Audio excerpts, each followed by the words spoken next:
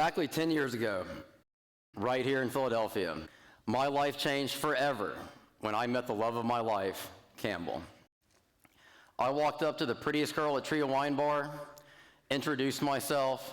2 weeks later, I was calling her Pookie. 6 months later, I bought the ring. She was an Ole Miss girl from a small town in Illinois, stationed as a flight attendant here in Philly. I was a University of Georgia guy from a small town in Georgia, studying as a grad student here at UPenn. Something, perhaps divine intervention, brought us together in Philadelphia. From that moment onward, everything about my life changed. My goals, my future plans, all shifted from being about me to being about us together. That Thanksgiving, I went home and was planning my proposal. My sister Lauren asked how I was so sure, so quickly, that I wanted to marry Campbell. And I immediately said, because she's a princess. She looks like a princess, walks like a princess, talks like a princess. She even sleeps like a princess. Fast forward to late 2023, we're madly in love, happily married, living a relatively normal life. I worked in mergers and acquisitions. She was a social media influencer with a modest following. And then she changed our life forever once again. She decided to shift her content from mostly photos of her and what she was doing to outfit videos of us together. Friday night, date night. Taking Pookie to a new spot tonight with 3 other couples, and Pookie looks absolutely amazing. Good Lord, babe, I love the all black. Thank you. I'm wearing my Kelly. I'm so excited. Outfit of the night, it's date night. And Pookie is looking particularly amazing tonight. I would call this dress a happy dress. Babe, it's date night. Saturday night, going to Hal's, our favorite steakhouse on the planet. And I gotta say, Pookie looks absolutely fire tonight. Within a few weeks, we were generating hundreds of millions of views a month. Over 60 million unique monthly viewers. As context, that's more unique monthly viewers than CNN generates as a TV station.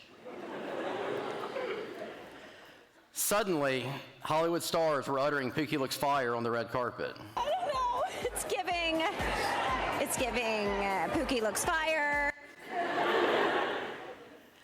Newspapers, magazines, and TV shows across the country were covering our life. What is considered the greatest love story of all time? Romeo and Juliet. Wrong. Pooky and Jet. You know them. Every agent, manager, and lawyer in Beverly Hills was calling us. In the months to come, our life would get even crazier. We would walk red carpets, do business deals with the biggest companies in the country, and even appear on billboards in Times Square.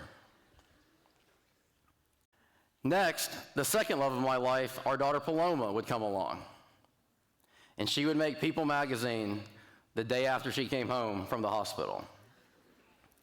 How did all this happen?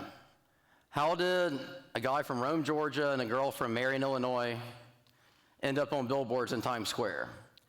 What is it about my wife and I that stands out in the crowded and competitive media landscape? To answer that question, we have to analyze the media landscape. Questions for you guys, the audience. When you get out your phone and go to your favorite social media website or news website, is the content you see mostly positive or mostly negative? Does it make you feel happy and calm or anxious and angry? What about the feeling you get when you spend time with that friend of yours who always seems to be in a negative mood? Sadly, both online and in person, most people feel we live in a world of fear and anger. What if instead we all authentically love out loud and surround ourselves with others who do the same? My wife and I don't stand out because we do the outrageous. We don't pull stunts or create drama. We merely show what has been our reality every day for the last 10 years. A relationship filled with love and mutual admiration. The combination of us on video together revealed our authentic love to the world. Our authentic love is the rocket fuel that makes us go. In contrast, today's media thrives on outrage. Negativity fuels engagement, driving constant cycles of controversy, doom scrolling, and division. The media has always used negativity to drive engagement. 2,500 years ago, the biggest news in the entire Greek world was that the Oracle of Delphi, the preeminent news source of the time, had declared that their entire civilization would be wiped out with fire and war, and further, that they should flee to the ends of the earth. Of course, none of those things happened. The Greeks won the war, their civilization thrived for centuries, and their invention of democracy spread around the world.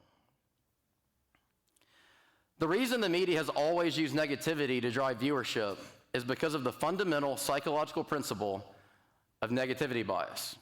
We as humans are obsessed with the negative. We weigh the negative far more heavily than the positive. An example is if you lose $100, that negative emotion is far more powerful than the positive emotion of winning $100. Another example is if someone insults you, it is far more impactful than if someone compliments you. Scientists say the reason for this goes back to the early days of man. At that time, if we didn't focus on the negative, fears, danger, threats, then we would literally be eaten by tigers or starve to death. At the dawn of man, our focus on negativity was critical to our survival. In the modern world, the media preys on the same fundamental psychological principle of negativity bias. They constantly pump our brains with negativity, manufacturing controversy, creating drama. Approximately 90% of all media news is negative. My favorite fact that I came across when researching for this presentation: a website lost 66% of its readers when it published only positive news for a single day. Sadly, all of this impacts us and our children. 63% of kids say watching the news makes them feel bad. And of course, all of this applies to social media. Today, social media algorithms powered by AI are more effective than ever at creating endless cycles of bad news, maximizing division and controversy. Meanwhile, social media is, of course, exploding. There are now over 5 billion social media profiles. That's 94% the number of people who use the internet. The results of all this are twofold. One, we are consuming more media and thus more negativity than ever before. Two, depression and anxiety rates are skyrocketing. In the US, since 2015, depression rates have gone up approximately 50%. Since 2008, anxiety rates have more than doubled for multiple age groups. But in a landscape of fear and anger, love stands out. Positivity doesn't drive viewership with controversy, but with hope and inspiration. In a hyper-negative environment, love is disruptive. Further, openly loving out loud feels like something new. Campbell and me don't stand out because we scale tall buildings or jump out of airplanes. We merely love each other out loud. I say out loud how beautiful she is, how much I love her, how proud I am of her. Frankly, I learned it from my late grandfather, who loved my grandmother out loud for over 60 years.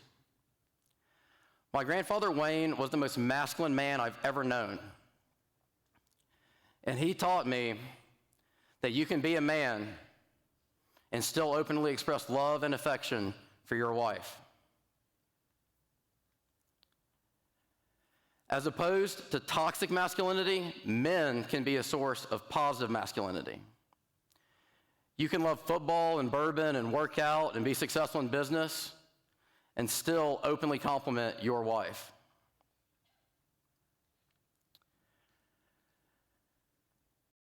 Campbell and I don't put on an act for the internet. We merely live the life and love each other as we have for more than a decade. But in a media landscape of fear and anger and a relationship culture obsessed with dysfunction, we stand out. Me openly complimenting her every day stands out. When we started posting it online, our viewers started seeing us as a source of love and positivity.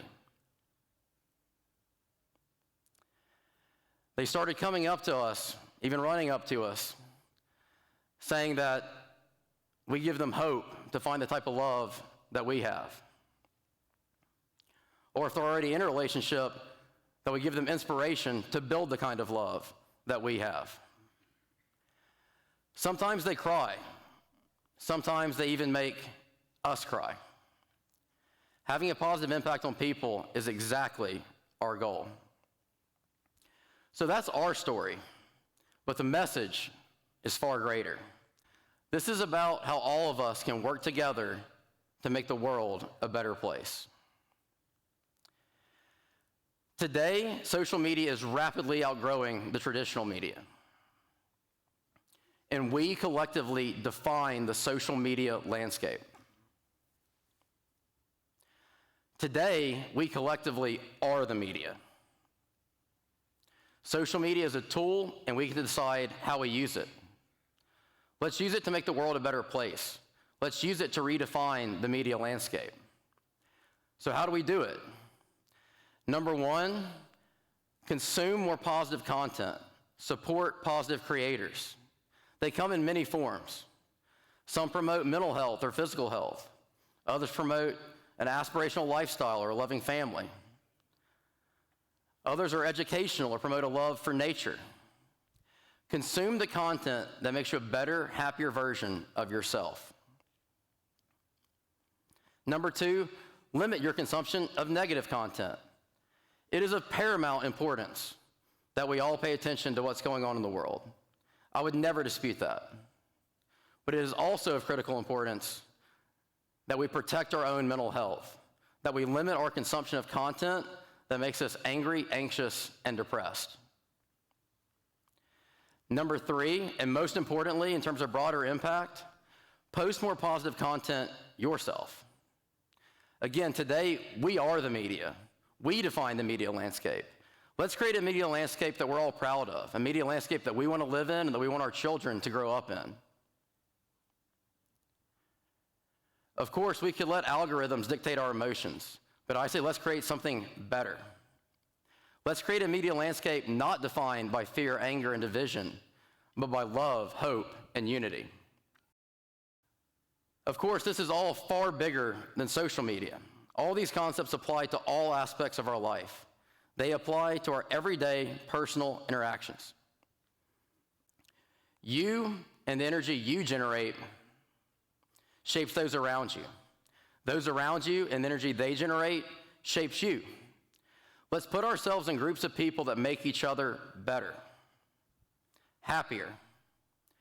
As businessman Dan Pena said, show me your friends and I'll show you your future.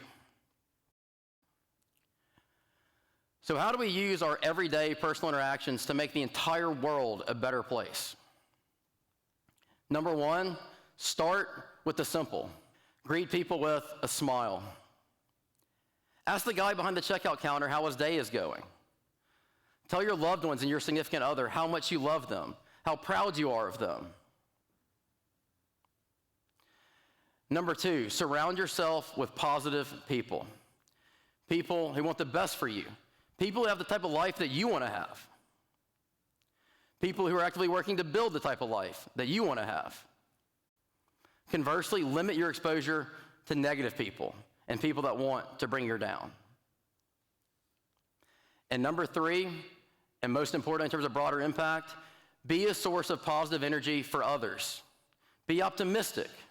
Talk about solutions. Radiate the mindset that you and those around you will accomplish your goals. Radiate the faith that you and those around you will have a great day. Let's all use the new and tremendous power of social media to redefine the media landscape. Let's all use the timeless and boundless power of our everyday personal interactions to reshape the whole world. In a world of fear and anger, be a source of love and positivity. Authentically love out loud. As the ancient Greek writer Sophocles said, one word frees us of all the weight and pain of life. That word is love. Thank you.